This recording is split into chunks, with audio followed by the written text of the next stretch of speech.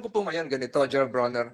Tuloy pa ba ho yung exchange programs natin with the People's Republic of China? Pangalawa, do we still accept students coming from the People's Republic of China, officers, military officers on 6 ranks in our military schools? But how many students do we have right now in Beijing? And my collateral question, Mr. Chairman, General Bronner, is how many students from China are right now in the Philippines undergoing advanced schooling? Sa pong graduate natin, nakakuha pa ng rating na 98% sa Naval Command and General Staff College, People's Liberation Army Naval Command College, Nanjing, China, noong 2020. Sa ngayon, Your Honor, after that incident last August 5, the blocking of our resupply ship and the water cannoning of our Coast Guard, I ordered the temporary stoppage of sending officers to China. In fact, I'm in full support of the confirmation of General Bronner, as well as all the military officers here present. Like to make special mention to Andre. Andre, nasaan ka? Can you rise? It's been a very hardworking officer since his Army aviation days. And all the officers here, you may be seated. Just a policy question, Mr. President, Mr. Chairman. A few weeks ago, I was watching a Netflix movie about Pearl Harbor, Mr. President. Reminded me of a famous Japanese admiral, Ishiroku Yamamoto. Admiral Ishiroku Yamamoto was a graduate of the U.S. Naval Academy in Annapolis. He's a graduate Japanese student at the U.S. Naval Academy, but Admiral Yamamoto was the one who masterminded and planned the Pearl Harbor attack. If my history tidbits based on Netflix would show accuracy. I'm stating this for some policy questions which I raised several weeks ago. In front of us is a good officer. I have nothing against him. I will support his nomination, General Tampus. General Tampus is a product of Chinese Military Academy. And several other officers. Wala po silang kasalanan. That should be a badge of honor, having been in China days ago, years ago, perhaps because of bilateral agreements, officer exchange programs, and of course, educational opportunities, limited educational opportunities offered by the Armed Forces of the Philippines. I recall, Mr. President, Mr. Chairman, that years ago, when I was still studying at the Command and General Staff College, we have foreign students as well, from Pakistan, from Bangladesh. Nakalimutan ko na kung saan country po yun. And I also recall, when I was a battalion commander, I was made to exercise that goose steps for a military parade in Campo Aguinaldo. Sumakit po yung balakang ko, lahat na. Ang hirap po ng goose steps. Copying it from, I think, People's Republic of China. I'm stating some policy questions. I have nothing against graduates coming from the Air Force Command and General Staff Program of the People's Liberation Army Air Force in Beijing, as well as those who graduated, obtained their Master in Military Science from the People's Liberation Army Air Force, also in Beijing, as well as those who graduated from the Defense and Strategic Studies course from the National Defense University in Changping District, Beijing, People's Republic of China. I'm just stating this for the record, Mr. President, as well as those who graduated from the graduate course in Strategic Management and Leadership in Tsinghua University in Beijing, as well as those, this is a very specialized course, those who attended and graduated from the Special Operations Company Commander's course in Shuang Mechanized Infantry Academy in Hubei Province, People's Republic of China, as well as those who graduated from the Naval Command College of the People's Liberation Army, Nanjing, Jiangsu Province, People's Republic of China. Wala po akong wala po akong masamang tinapay po doon. Yung isa pong graduate natin, nakakuha pa ng rating na 98% sa Naval Command and General Staff College, People's Liberation Army, Naval Command College, Nanjing, China, noong 2020. Ang gusto ko lamang pong malaman, again, retreating back to that Netflix movie, is right now, I should not mention this, right now we have a student studying at the National Defense College of the Philippines from China. Before, we have students also coming from the Chinese Armed Forces, studying, attending. I'm not sure if this is our GSC course or the MNSA course. Ang tanong ko po, kasi naalala ko na naman yung Netflix movie, after that 1941 Pearl Harbor attack, tinigil na po yung bilateral officer exchange program between the United States and China. Japan, ang tanong ko po ngayon ganito, General Brawner, you will be able to answer this later because I have still a few interjections to make. Tuloy pa ba ho yung exchange programs natin with the People's Republic of China, intelligence courses, mechanized division courses, airborne courses, etc., etc.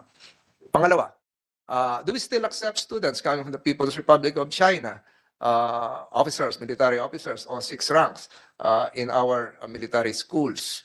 Yung dalawa pong questions yun would probably involve policy issues. But then again, Mr. President, Mr. Chairman, General Brawner, I see the importance of, here's the positive side of having foreign military students, our officers studying in China. One, it fosters cultural exchange and understanding. Nalalaman natin yung kultura nila, baka yung nag-aaral doon, marunong na magsalita. It allows military personnel coming from the Armed Forces of the Philippines to interact, share perspectives, and learn from each other experiences which can build trust, enhance communications, and even foster diplomatic relations. Siguro pwedeng ma-assign na defense attaché. Number 2, China's military schools are known for their rigorous training programs and academic excellence. Allowing our officers to study in these institutions will provide them with an opportunity to gain valuable insights. A la Yamamoto. If you call this the Yamamoto doctrine, we can also have our Yamamoto there.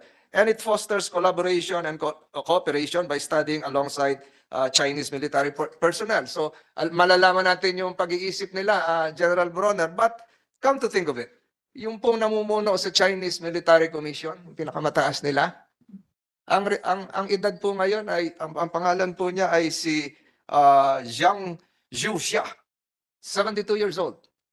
Ang mga edad ng general sa China, 68 years old. So, hindi naman siguro makakahalubilo ng ating mga young officers yung mga ganong edad, pero yung mga junior officers nila, napaakyat pa lang sa Chinese Military Commission, ay it will foster network building and perhaps a little bit of geopolitical influence. Kasi katext nyo na yun, kakilala na. So ang tanong ko po, General Brawner, ito pang ganitong, again, I have nothing against those who graduated from Chinese military schools. My list here is now 17. I have nothing against them. Ipagmamalaki pa nga natin sila kasi alam na nila yung kultura ng China, marunong na mag-Chinese language, alam na yung strategy ng China, etc. Hindi na dapat pag-usapan yan. Ito po ba, ang tanong ko, ito po ba ay tuloy pa? Ito po ba ay tuloy pa? Ito po ba ay i-enhance pa natin, dadagdagan? O tumatanggap naman tayo ng galing ng People's Liberation Army para naman sa ating mga eskwelahan, kagaya ng National Defense College of the Philippines, the Commandant General Staff College, etc., etc. 2 questions, General Brawner. Thank you, Mr. Chair, Your Honor. Yung pong relationship natin, military to military with China, is covered under a Memorandum of Agreement on Defense Cooperation since 2004. That is why we are allowed to send officers to China to study, and ganun rin po sila magpadala dito. Because we find value in sending our officers abroad, not just to China, but in fact to so many countries, in order for them to train and to bring back the knowledge that they gain so that we can learn from them and probably apply the best practices that they are applying in other countries.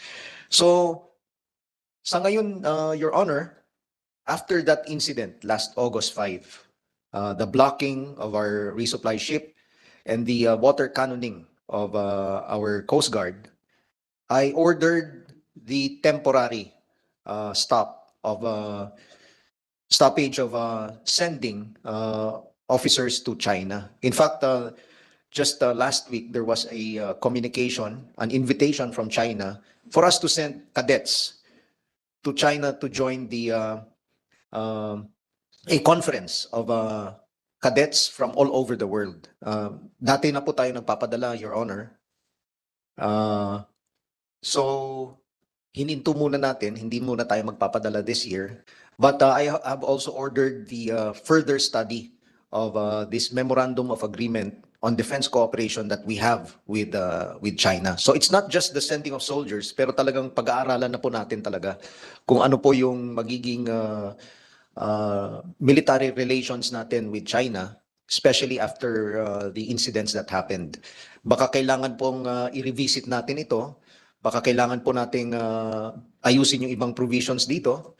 And to make sure that China agrees with that. So, yun po yung ating direction, Your Honor, Mr. Chair. Oh, thank you, General Brawner, Mr. Chairman. So ngayon po, it is under review. But how many students do we have right now in Beijing? May I confer with my staff, Your Honor? Yes, Mr. Chairman. And my collateral question, Mr. Chairman, General Brawner, is how many students from China are right now in the Philippines undergoing advanced schooling? If I may also confer with the staff on that issue, Your Honor. Mr. Chairman, Your Honor, after conferring with the staff concerned, accordingly, we don't have any students right now who are studying in China, Your Honor. And we do not also have Chinese students studying here in the Philippines. I would agree to the response of the good general. Again, I reiterate, I have nothing against those studying in China. Sumunod lang po sila sa directive, and they're good officers. One of whom is Brigadier General Christopher Tampus, who is in our midst, sir. Magaling po lahat yung mga yan. I also support your confirmation. Please be seated, sir. Kailangan lang natin malinawan, when do we stop, when do we escalate, when do we revisit, and all, of course, for greater national interest. So Mr. President, niliwanag ko lang po yun. Niliwanag ko lang po yun. Wala po tayong masamang tinapay doon. Again, I just made that reflection upon seeing that Yamamoto movie. General Admiral Isuruku Yamamoto, being a graduate of the U.S. Naval Academy, and then planned the Pearl Harbor attack. Pero kausap niya yung mga classmate niya doon sa movie. Kausap niya yung mga classmate niya sa Annapolis. Nagko-coordinate sila. They forged this strong camaraderie and empathy. So, nandun pa rin yung humanity. So, again, General Brawner, thank you for being forthright. And I look forward to your immediate confirmation, as well as all officers here present. I have nothing against those who studied in various defense institutions in China. Wag nyo na lang po sigurong hilingin na makuha natin yung retirement age sa China na 72 years old, na admiral pa sila. Yung isa 76 years old. Yung vice commissioner nila is 68. Yung retirement, wala ata silang retirement age. So lalo na po daw ang North Korea. Again, thank you, General Brawner, and then congratulations in advance to those who will be confirmed today. Our bright men coming from the armed forces of the Philippines. Maraming salamat po, Mr. Chairman. Laban Pinas.